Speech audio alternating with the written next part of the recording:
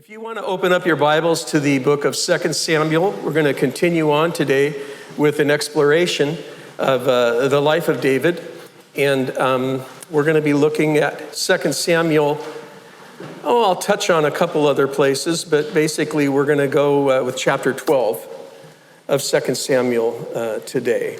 If you remember chapter 11, it's certainly the low point in David's life. It's not just the low point, it is the dividing line of his life.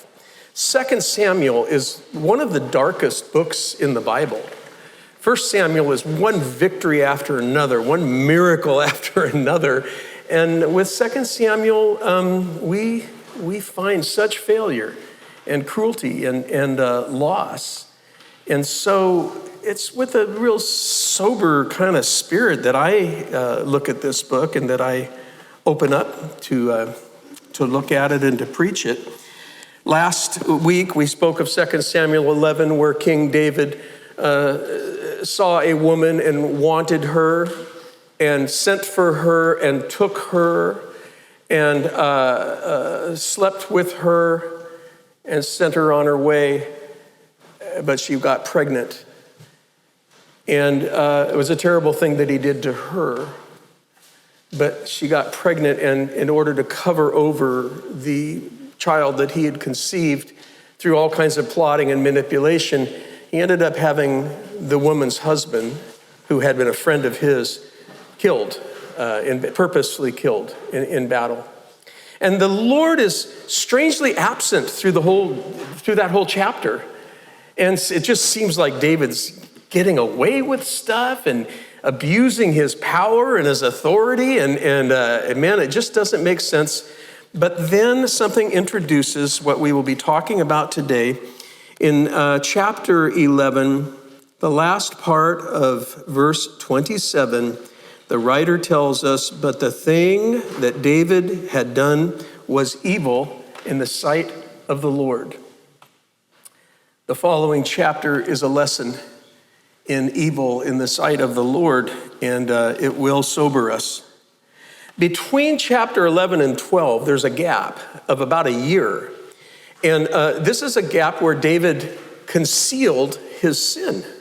Didn't confess it to God, and it seemed like his plot had worked to cover it over, but it was killing him. It was killing him. He wrote about it in Psalm 32.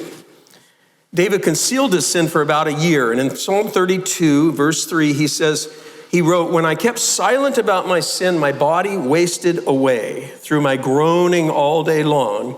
For day and night, your hand was heavy upon me. My vitality was drained as with the fever heat of summer." So he began to experience a physical manifestation of him hiding his sin and not confessing his sin and repenting. Physically, he started having problems and troubles and serious ones. And then emotionally and spiritually, the man was in deep crisis and trouble there too. In Psalm 51, another psalm written about this time of life, he wrote to the Lord, in a prayer to the Lord, he said, "Restore to me the joy of your salvation and sustain me with a willing spirit." So during this year, David had physically suffered as a result of his hiding his sin, of not confessing it, and then emotionally, there was a distinct loss of joy in his life over this year when he hid his sin. You've probably experienced that yourself. When you know you need to confess a sin, you need to get it right with God, you might need to get it right with somebody you've hurt, and you decide you won't, and you're kind of hoping that you can just cruise on, and yet, oh man, back hurts, maybe your neck starts hurting emotionally, you're kind of dull, and it's because you're hiding something terrible in, and it's ricocheting through your soul, and you haven't gone to the Lord. So we're going to go ahead and get to 2 Samuel 11, if you like, and David's sin was confronted by the Lord through Nathan the prophet. Let me read the first part of that. Okay. Then the Lord sent Nathan to David, and he came to him and said, there were two men in one city, one rich and the other poor. The rich man had a great many flocks and herds, but the poor man had nothing except one little ewe lamb, which he bought and nourished, and it grew up together with him and his children.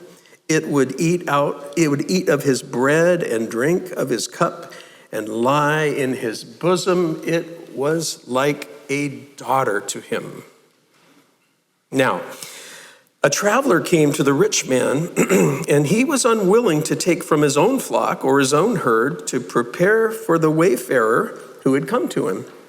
Rather, he took the poor man's ewe lamb and prepared it for the man who had come to him. Then David's anger burned greatly against the man, and he said to Nathan, as the Lord lives, surely the man who's done this deserves to die. He must make restitution for the lamb fourfold because he did this thing, and he had no compassion. Nathan then said to David, you are the man. Thus says the Lord God of Israel, it is I who anointed you king over Israel. It is I who delivered you from the hand of Saul. I also gave you your master's house, your master's wives into your care, and I gave you the house of Israel and Judah, and if that had been too little, I would have added to you many more things like these. Why have you despised the word of the Lord by doing evil in his sight? You have struck down Uriah the Hittite with the sword, taken his wife to be your wife, and you have killed him with the sword of the sons of Ammon. Now, therefore, the sword shall never depart from your house, because you despised me and have taken the wife of Uriah the Hittite to be your wife. Thus says the Lord, behold, I will raise up evil against you from your own household. I will even take your wives before your eyes and give them to your companion, and he will lie with your wives in broad daylight. Indeed, you did it secretly, but I will do this thing before all Israel and under the sun. Then David said to Nathan, I have sinned against the Lord. And Nathan said to David, the Lord has also taken away your sin. You shall not die. This is the mother of all confrontations of sin. From a literary standpoint, in terms of looking at ancient storytelling, masterful. And here we are thousands of years later talking about this method of Nathan confronting David by way of a parable. Nathan, it appears, would routinely go to David for judgments concerning judicial issues in the kingdom and in the land. And I don't know if David would really care to judge those issues for their importance as much as if the spokesman for God came to bring the issue to him, he took it seriously. And he listened to what Nathan the prophet had to say to him. So he told a story. Just a little story that would take place in a city. And there was a rich man and there was a poor man. Rich man, of course, owned all the flocks and herds. He had it all. And the poor man had his little home, his little family, and he had one sheep, a female ewe, that's what it is, a female lamb that he bought and took care of.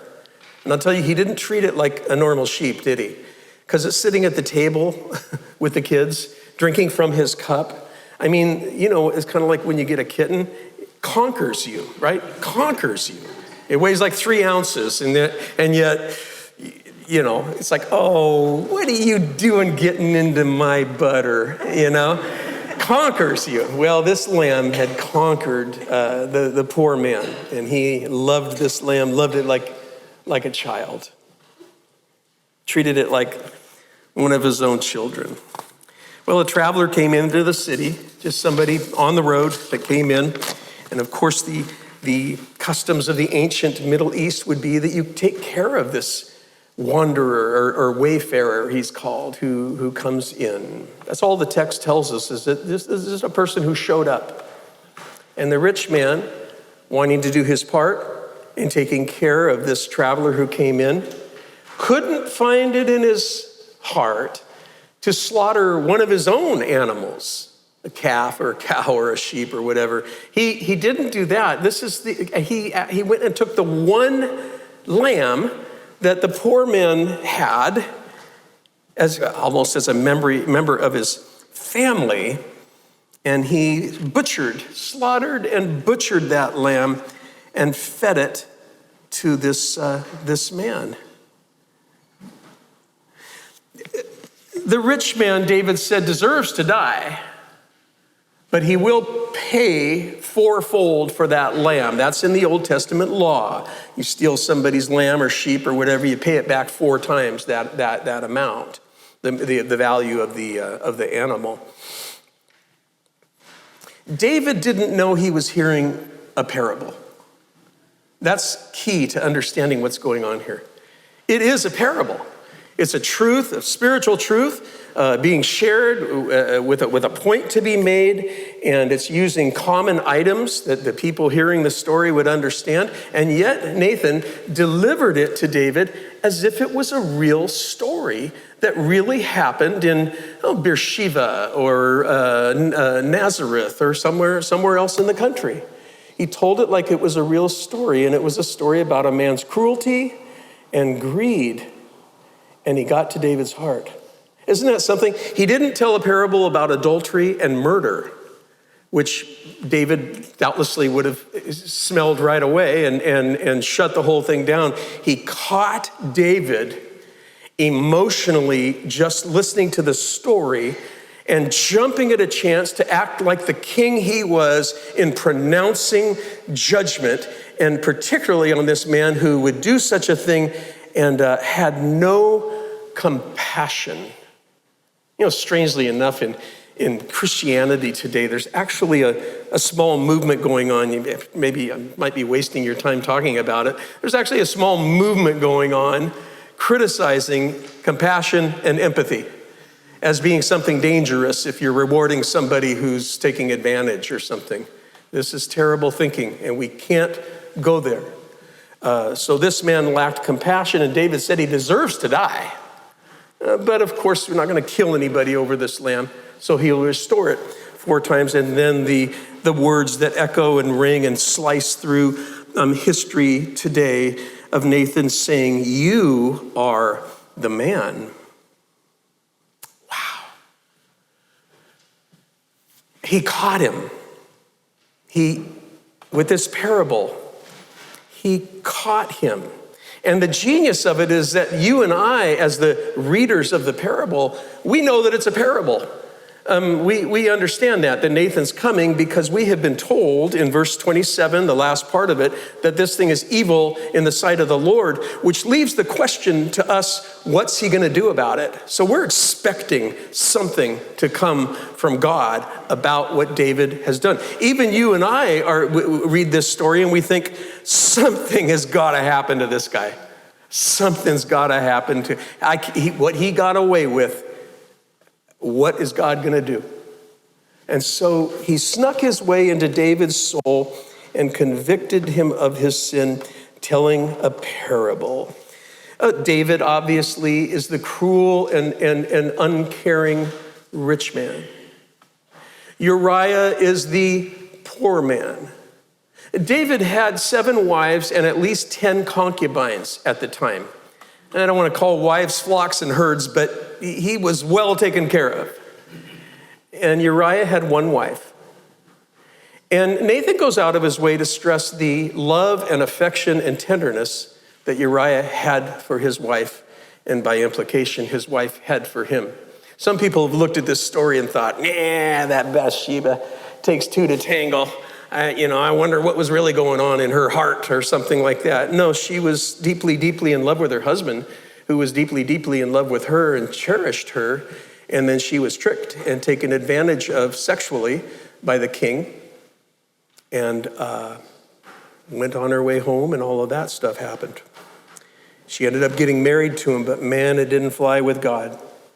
So David was the rich man, Uriah was the poor man, Bathsheba was the beloved, treasured ewe lamb, and the traveler was the lusts and the desires to take what wasn't his that arrived like a traveler into the man's life and soul.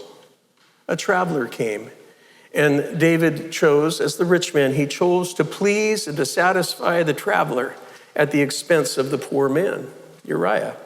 David chose to take from Uriah in order to please the traveler, the wayfarer that came into his heart of lust and desire for this woman. So David is told he's the man. And then he hears what God has to say to him. David had been greatly blessed. You have been made the king. I anointed you, God said, king over Israel. I saved you from the hand of Saul. Isn't most of 1 Samuel, or at least once David comes on the scene, about him getting away from Saul? I mean, he's dodging spears, he's running away, he's circling mountains. It's just this incredible escape story. And we know, and as we read through that book, we see that the Lord is at work and that the Lord is saving David from King Saul. I anointed you king. I saved you from the hand of Saul. I gave you Saul's house, his wives, his goods, his family. I gave you Israel, Judah. I would have given you more of these things if that weren't enough. There's no record that David actually married Saul's wives. There's no children that are listed from it, and David seemed to be pretty fastidious about not conceiving possible threats to his throne. So this isn't a place where God says, yeah, and I also gave you 20 more wives, and I would have given you even more. But David took over Saul's entire household. And then the Lord explains it by saying that David had despised the word of the Lord, specifically by committing murder and adultery. You killed Uriah the Hittite. You took his wife to be your wife. And as if all that wasn't enough, you killed him at the hands of the enemies of Israel in battle, the sword of Ammon. As if it weren't enough, you killed him in a foreign land at the hand of your enemies. Here's the consequences, David, that you will see in the years to come. Behold, you will have violence in your family. The sword will not leave, never depart from your house, because you have despised me and taken Uriah's wife as your own. David would also suffer in addition to the violence in his own home. And what that really means is, and it plays out in the rest of his life, we see assassination, we see rape, we see all kinds of violence and in palace intrigue, and that never leaves the man's life for the rest of his life. And then he says, you will also be publicly humiliated, and it will come from your own family. You secretly sent for Bathsheba. You secretly abused her and used her. You did it all in secret and you covered it over. Watch me. I'll do it in broad daylight under the sun for all to see, that a companion, somebody close to you, will take your wives publicly, which happened in the rest of David's story when his son rebelled against him, drove him out of Jerusalem, and on the palace roof where David had seen Bathsheba, but this time on the palace roof, his son went into the tent which he had sent David's wives to. And of course, the implication is that he went in there and he slept with them. I'll do it in broad daylight. So David immediately says, I've sinned against the Lord. And Nathan assures him that his sin was taken away and he would not die. At this point in time, in hearing this story, and this reason I stopped here, you could easily be tempted to go, all right, story done. I feel so much better to get that off my chest. I mean, David might even have started crying because of the emotional release and relief of finally confessing the sin, being confronted, understanding that there would be problems in his family, but I'll bet he thought he could deal with that. And understanding that apparently there would be some kind of attack on his own marriages, but I bet he felt he could somehow deal with that because he was afraid, according to the laws of Israel, he would be killed for committing adultery. So he was assured, you'll be forgiven. You will not die. But there was an immediate consequence of David's sin. God is not done yet. However, because by this deed you have given occasion to the enemies of the Lord to blaspheme, the child also that is born to you shall surely die. So Nathan went to his house. Then the Lord struck the child that Uriah's widow bore to David, so that he was very sick. David therefore inquired of God for the child, and David fasted and went in and lay all night on the ground. The elders of his household stood beside him in order to raise him up from the ground, but he was unwilling and would not eat food with them. Then it happened on the seventh day that the child died. And the servants of David were afraid to tell him that the child was dead, for they said to themselves, behold, while the child was still alive, we spoke with him and he didn't listen to our voice. How can we tell him that the child is dead, since he might do himself harm? But when David saw that his servants were whispering together, David perceived that the child was dead. So David said to his servants, is the child dead? And they said, he is dead. So David arose from the ground, washed, anointed himself, changed his clothes, and he came into the house of the Lord and worshiped. Then he came to his own house, and when he requested, they set food before him, and he ate. Then his servants said to him, what's this thing you've done? While the child was alive, you fasted and wept. The child died, you arose and ate food. And he said, while the child was alive, I fasted and I wept, for I said, who knows, the Lord may be gracious to me, that the child may live. But now he has died. Why should I fast? Can I bring him back again? I will not go to him.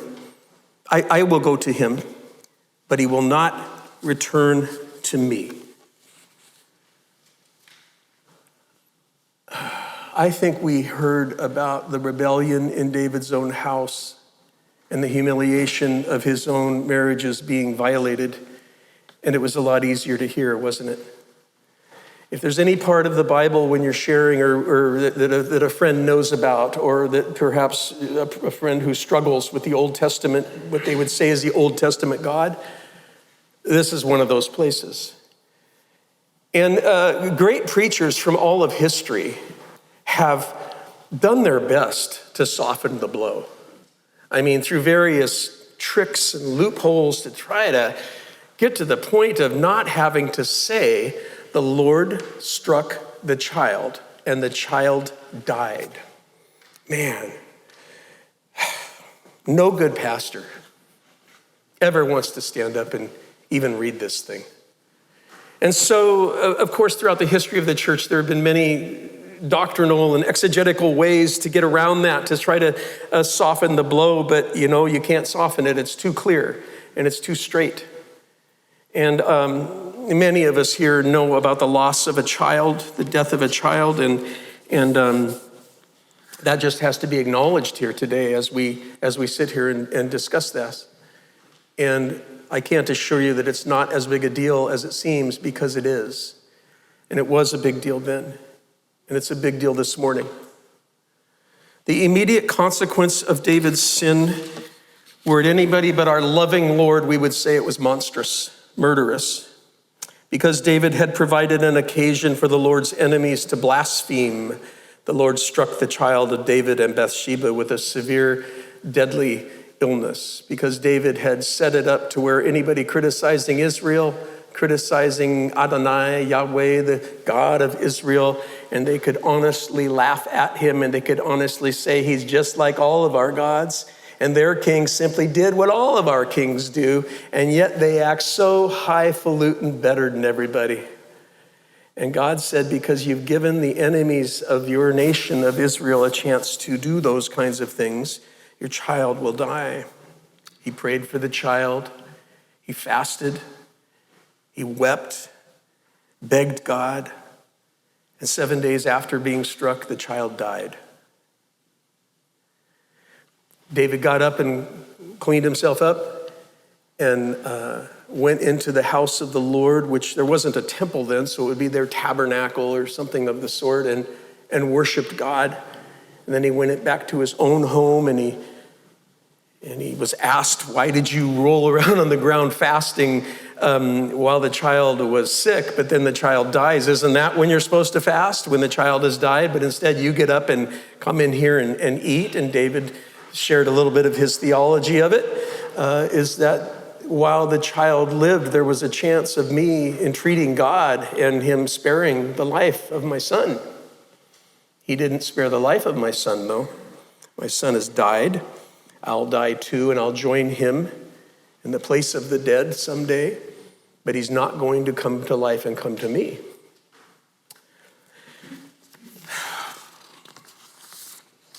David's not talking about heaven.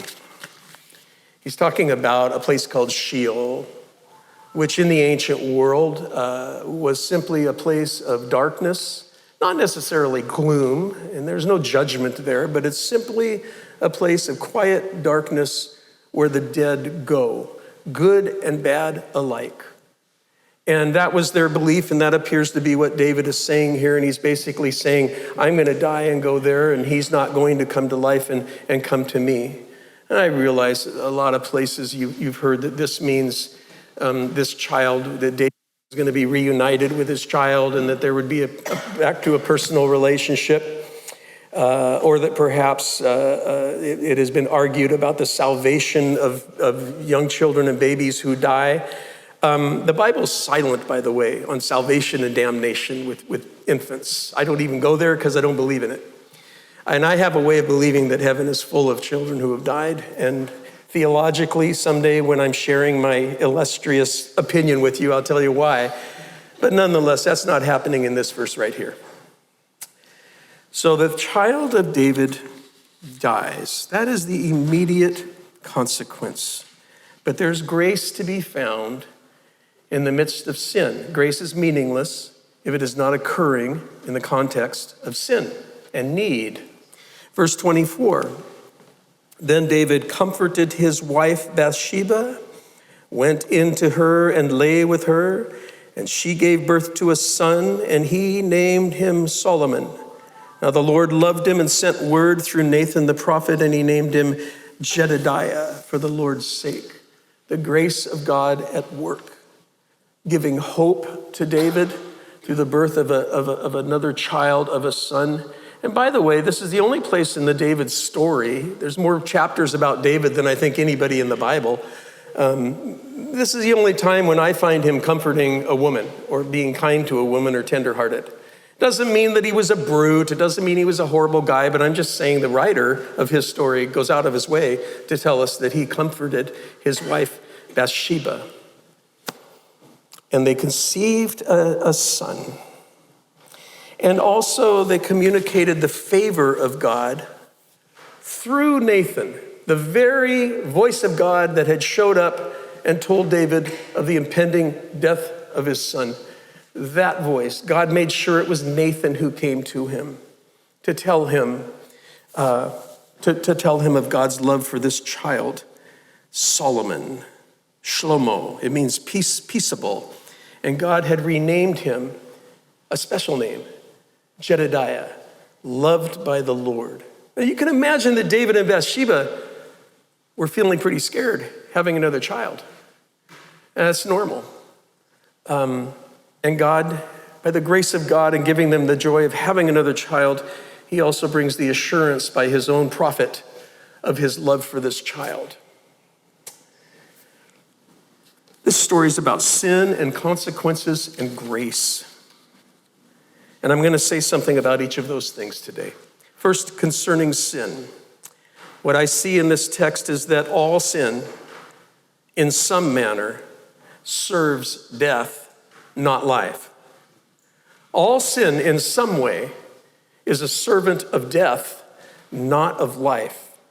To sin against God is something as trivial as just ignoring or disdaining God, not even thinking about him, or something as bad as defying his word and committing a horrendous crime or sin. But sin is sin, it appears, and that it leads to death. The Bible says in Romans 6, for the wages of sin is death. It doesn't say the wages of really bad sins could be death, or the wages of some sins are death, or the wages of sin in some metaphorical way. We would say it's kind of a bummer and it's death. No, the Bible is so clear. Sin has one end of the line. It has one place it's going. It has one goal, and it is death. Sin brings death, and I would even say all sin brings death. Sin does not negotiate with us. It promises is something we're going to get out of life, never provides the promise, never fulfills it, always tricks you, and it is always ends in death. This is sin. This story should frighten us. It's not a story that we should soften, that we should read it and then say, David's sin was so bad, and it ought to make me be a lot more careful about the videos that I watch on TV. I'll tell you that much.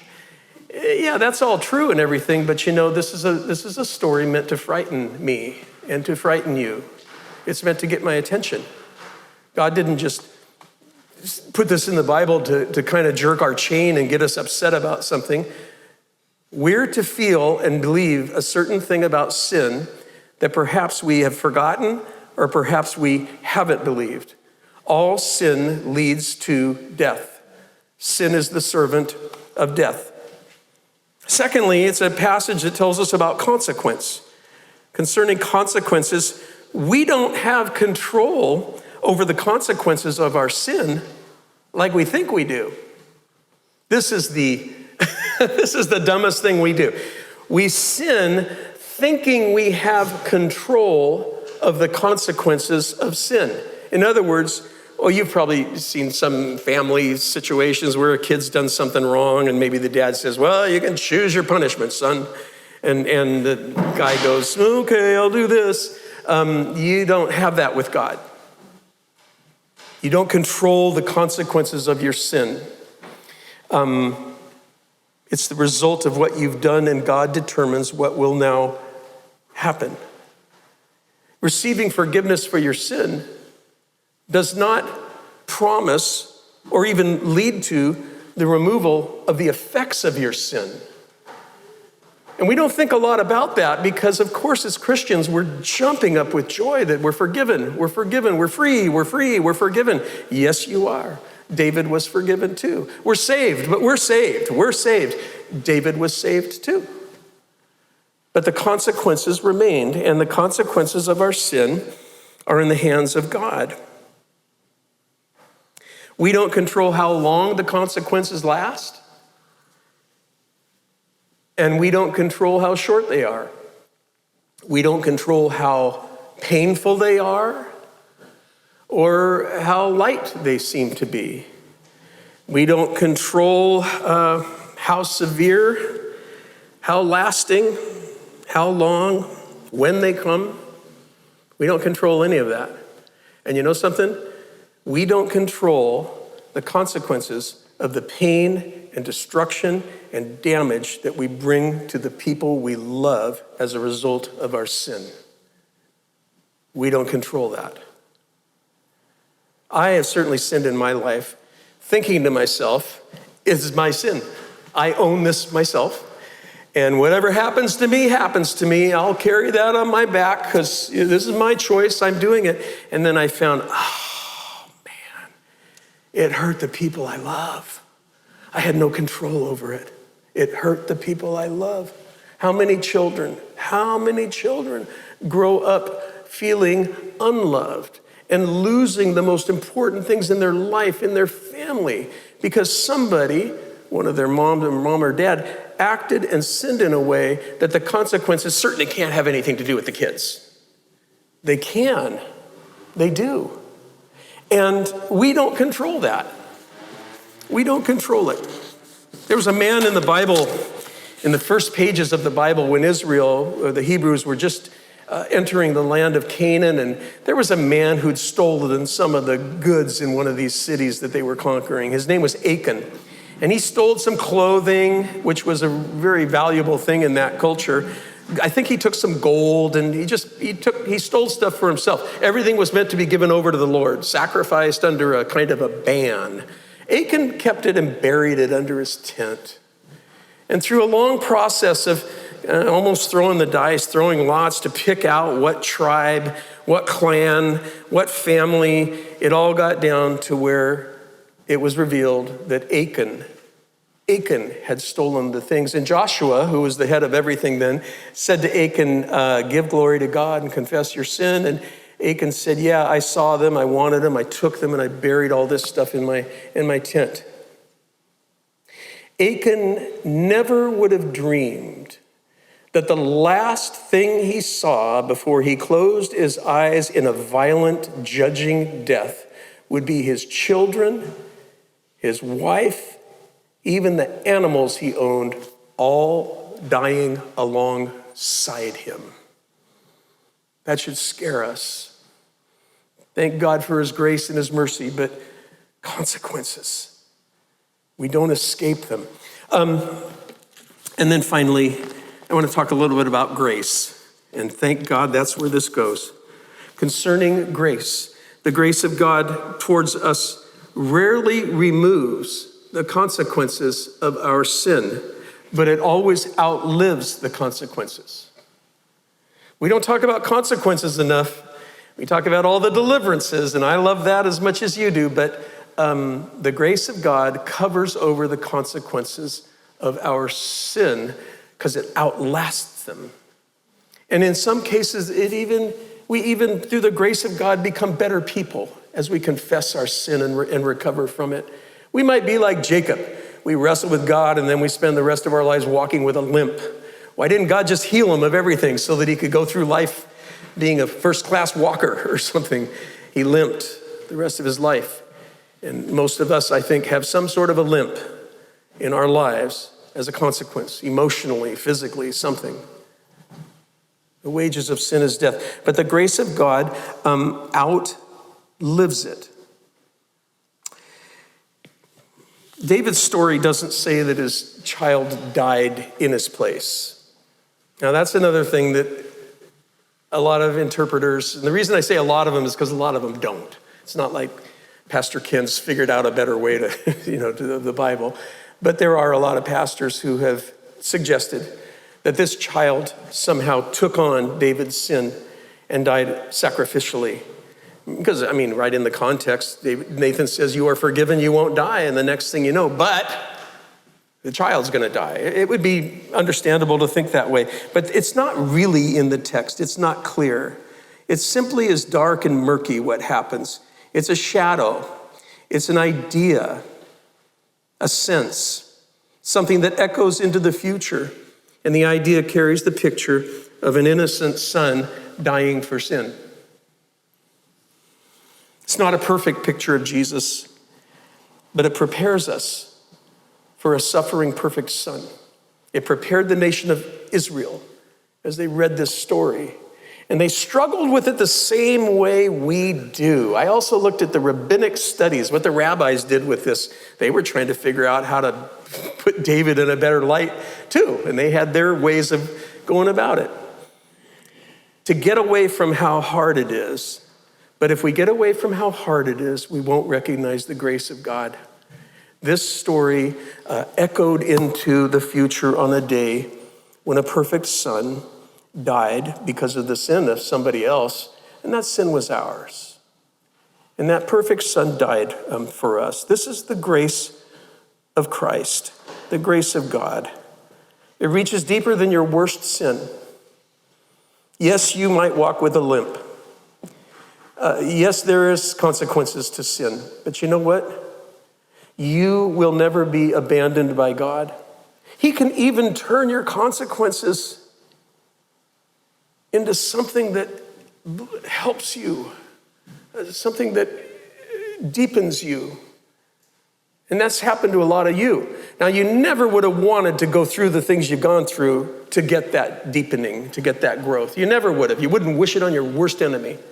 But the grace of God has used it to make you humble and needy and aware of your deep need for Jesus Christ.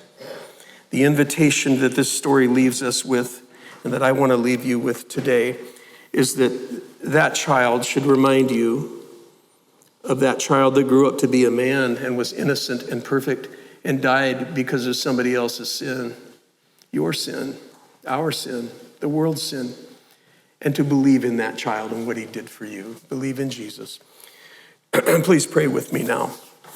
Gracious, gracious Father, what do you do with this story?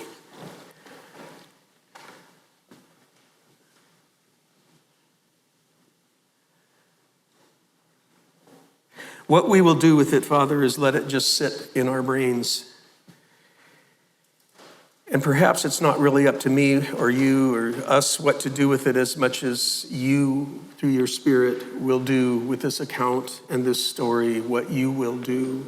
This is between each person and you. And all we'll do is set the table by leaving this story as you have left it to us.